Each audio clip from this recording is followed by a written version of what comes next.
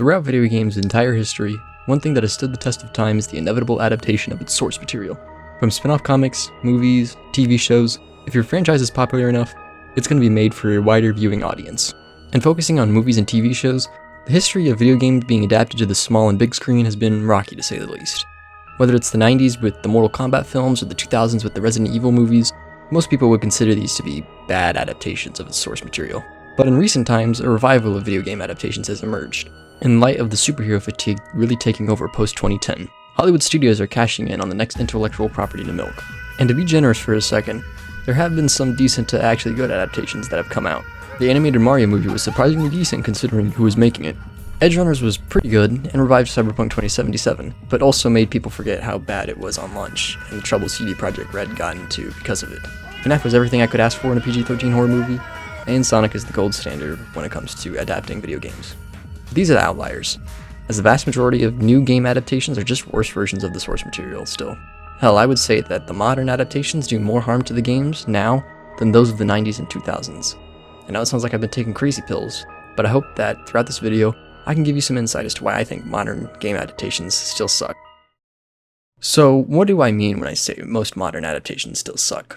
Well, I think it has something to do with the trend video games have gone through post-2013. And if you know what game I'm referring to, then you'll know what this section's going to be about. The Last of Us.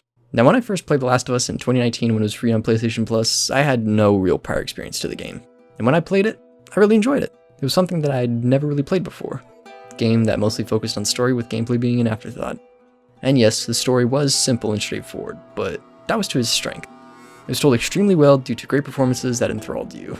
And its ending was a great way to build discussion as to Joel's actions and if they were justified or not. But looking back on it, while I still have respect for the first game, I can't deny that it has done irreparable damage to video games, and what is prioritized now is unforgivable.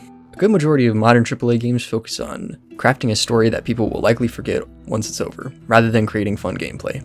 So, why would you want to adapt these so-called movie games? Focusing on Sony, they have plans to adapt Metal Gear Solid, God of War, and Horizon Zero Dawn. Metal Gear Solid and Horizon are basically movies in of themselves, and people only talk about them for their story. And God of War seems to be adapting the 2018 and Ragnarok game, aka the Sony movie game versions.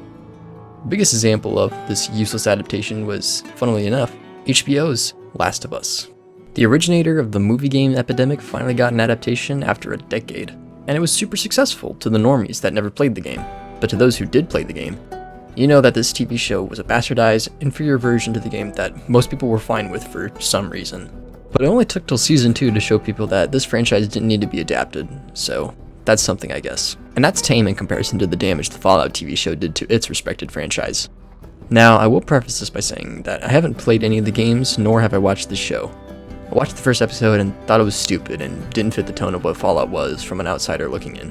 But I think the precedent that this show set by being canon to the games is very troubling, considering the fact there was an uproar over the fact that the timeline of when the bombs dropped in game lore versus show lore was different, New Vegas seemingly being erased from existence only to be brought back for season 2 for nostalgia purposes, and the entire message of the show completely going against the original game's message of war never changes, and it is basically a part of mankind to be at odds with each other, to that of let capitalism bad, and that Vault-Tec actually dropped the nukes because they wanted more money.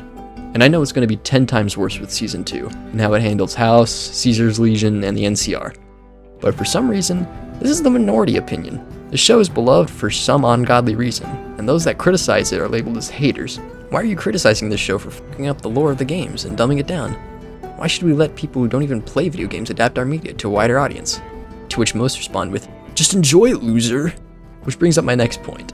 Most adaptations aren't made for the fans, and certainly they're not made by them. Again, minus Mario, Sonic, and Fnaf, a lot of these adaptations just miss what made the original games good. And to prove this, I'll look at the most hated man in video game adaptations, Adi Shankar.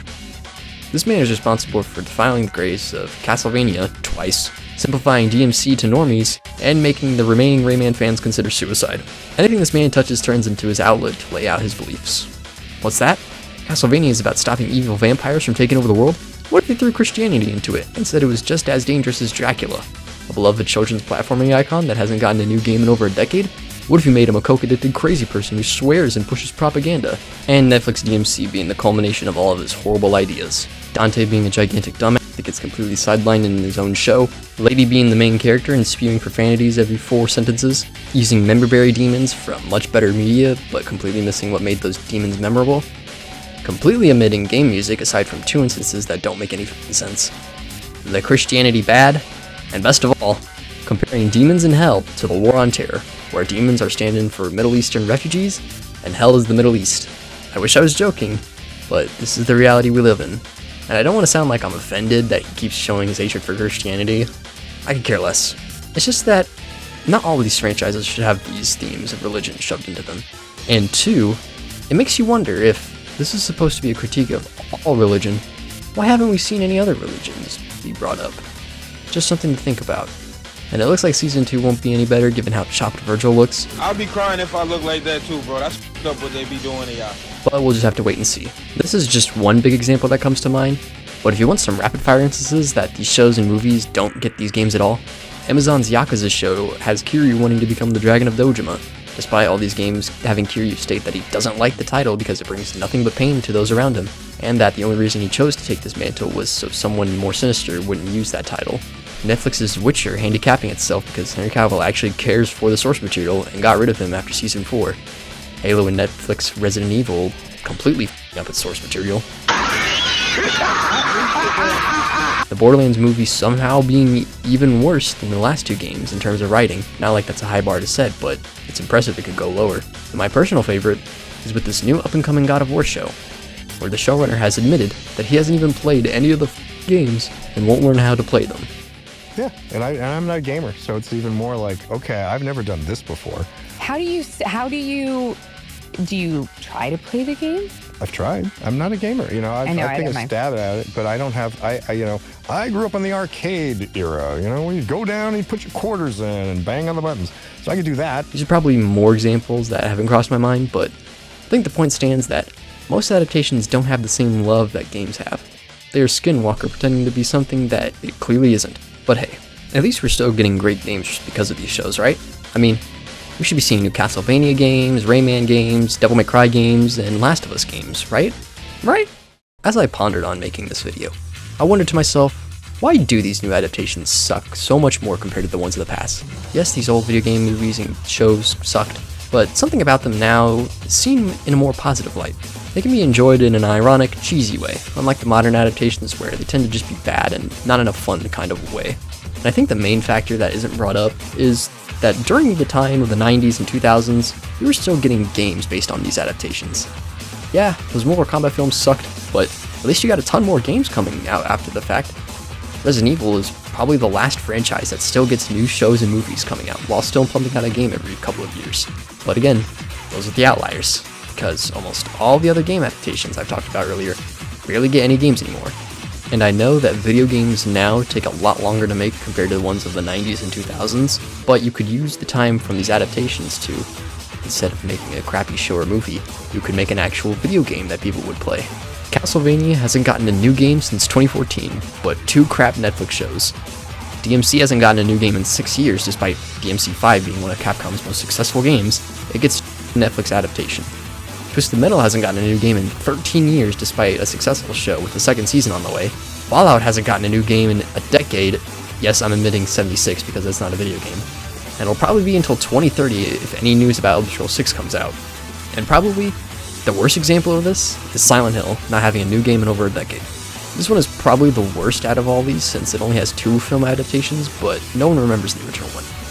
What I'm referring to, and the main reason I wanted to make this video in the first place, is the newly announced Return to Silent Hill, aka the dreaded Silent Hill 2 movie. Now, this was something that already got announced a while ago, with most people making fun of it because it looked like a porn parody judging by the screenshots that were released. But a trailer dropped a week ago at the time of me writing this, and it looks almost nothing like Silent Hill. It's not foreboding, the atmospheric dread is replaced by generic horror trash, and it's releasing in January, and if you're a film buff, you know January is the dumping month for movies that studios have no faith in. Much like the remake last year, why would you even try to reimagine Silent Hill 2? One of the most important games of the century. We all know you can't recapture the magic of the second game, so why even attempt it? It'll just be a worse version compared to the original in every single conceivable way. But hey, at least there actually is a new Silent Hill game coming out this month. That is a little concerning judging by some of these headlines, but we'll just have to wait and see if it's any good.